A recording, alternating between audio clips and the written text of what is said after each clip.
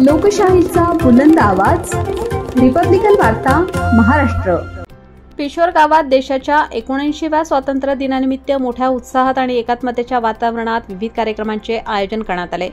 ग्रामपंचायत, शासकीय कार्यालय, शाळा व महाविद्यालय या ठिकाणी ध्वजारोहण सोहळे पार पडले। सकाळी शाळकरी मुलांनी प्रभात फेरी काढत भारत माता की जय, वंदे मातरम, जय हिंद अशा घोषणांनी संपूर्ण गाव देशभक्तीच्या वातावरणात दुमदुमून गेला।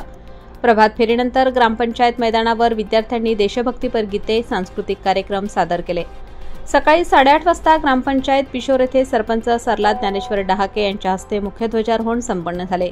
त्यानंतर विविध स्पर्धातील विजेत्या विद्यार्थ्यांना बक्षिसे देण्यात आली, तसेच गुणवंतांचा सन्मान करण्यात आला।